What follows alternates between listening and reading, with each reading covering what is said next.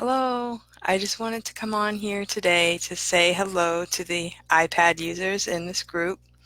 And I saw some things that people were asking questions about rewards. Okay.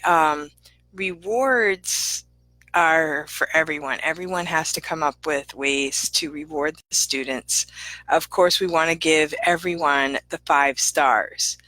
The rule about the 5 stars on the portal is that you would give everyone 5 stars, but make it look like they earned it, not just, giving them 5 stars because you have to give them 5 stars. You want to make it look like they earned the 5 stars.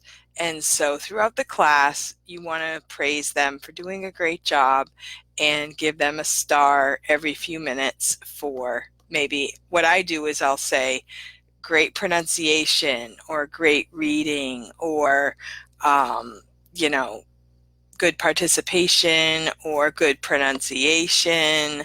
I will kind of point to the mouth and say, very good pronunciation, things like that. So you want to make it look like they earned the stars and not just give them a star randomly throughout the class.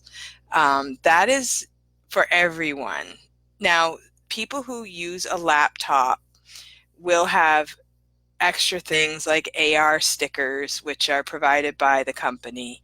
They are little things that you can put on, like maybe a hat or an animal or something. And I'm sure that you have seen people that have used these during their classes. Also, for if you have a computer, there's like little dino stickers in the bottom on the corner. Now, I have been using my iPad and my laptop kind of interchangeably, and I have noticed that sometimes you might be ready as a laptop user and you're ready to teach a class and you want to use the AR stickers or you want to use some fancy digital reward, and then you get put into the old classroom. And what that means is you are in a place where there's going to be no AR stickers, there's no fancy stuff, it's just the original classroom. I don't really know personally, I don't know why that happens. It has something to do with the equipment of the student. And so if you're put into the old classroom, even though you have a laptop, you're going to have to adjust. And so it's good to have rewards that you know that will work for any type of situation, whether you have an iPad or a laptop and you just can't use the digital rewards. And so I wanted to just, throughout my videos, if you look at my videos, I do have a YouTube channel.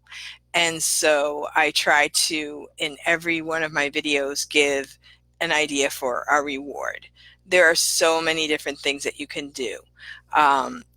You can give a lot of people on different groups and on Pinterest, and even people on Etsy will sell different rewards that are all made up. And I love these. These are kind of stars with different pictures on them.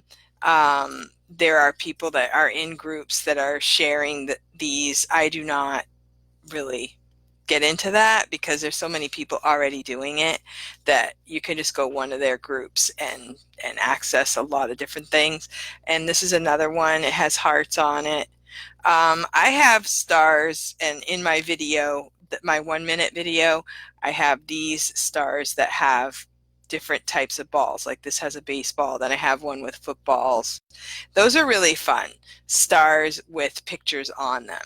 Another idea I had was you can get stars, just random blank stars from the dollar store, and you could put your own sticker on it. Just go to the dollar store, get some plain stars like this, and you can put a sticker on the front. They have all kinds of stickers like cars there and what you can do is use it as extension.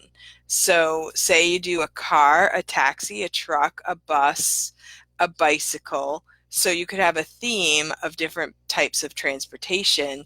Just get a star or cut some stars out of construction paper, and then put a sticker right on it. I have some with fish on it, different types of fish like octopus, sharks. What do I have?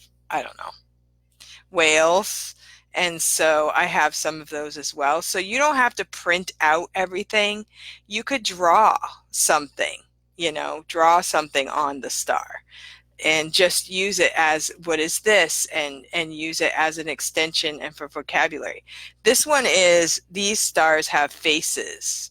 So I do this for the really little kids, and if it's a class that I really need to spend a lot of time with the actual pronunciation, I don't want to extend a lot, I just say, you get a happy star. And they love it. You'd be surprised how excited the kids get. You just get a happy star. And I just put different faces on it. And I use those for when the kids are really little and I don't want a lot of extra fluff. I just do the happy star and they love it. So that's another idea.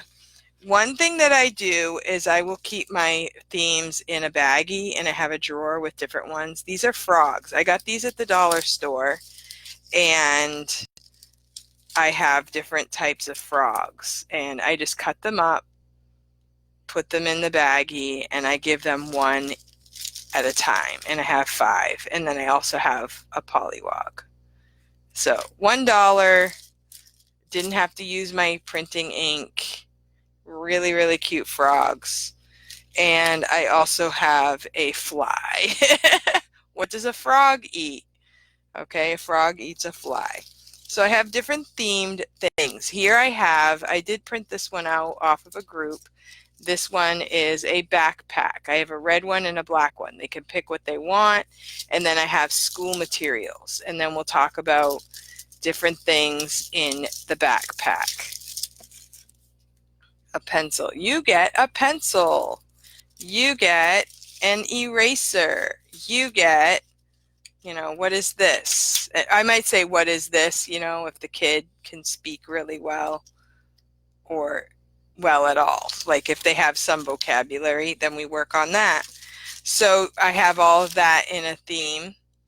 And for this one is really funny. I also have a picture of a baby and I have a picture of a goldfish.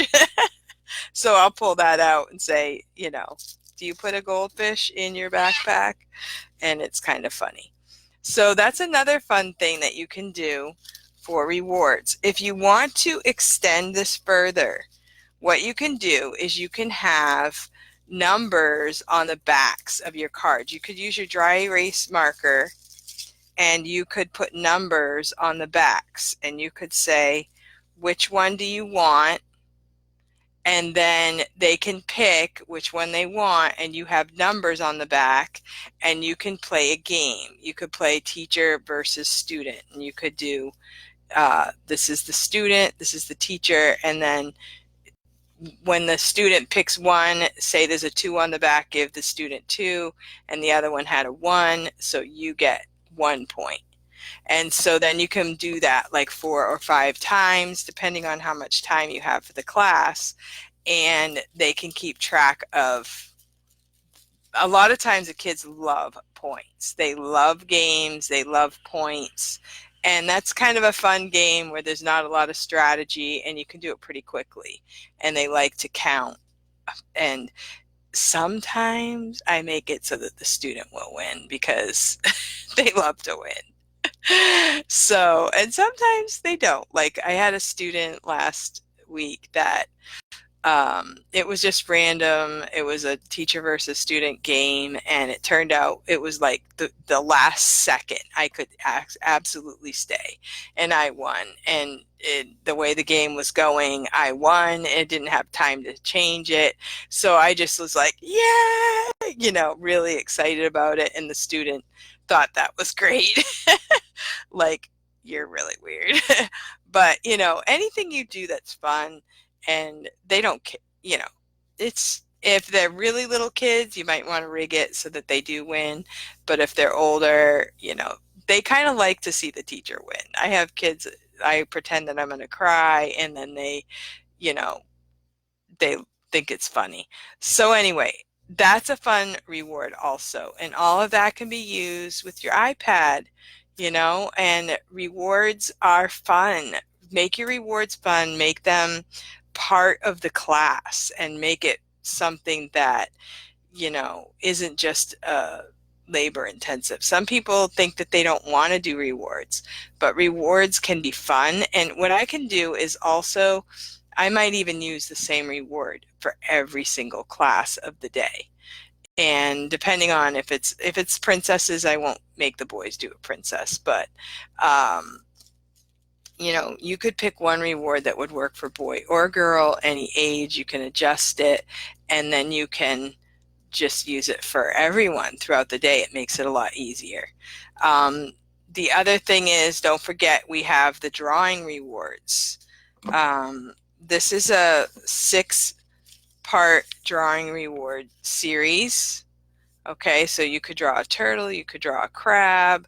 There are more of these on Pinterest if you would like to find something else. I just got these drawing faces by Ed Emberley. You could do this. You could just do one thing every few minutes and draw a funny face at the end. And that's another good way to extend at the very end if you have time. The kids like to draw, so they could draw on the blank slide, and you could draw on your board, and you could talk about the lines, the shapes, and the parts of the face, that kind of thing.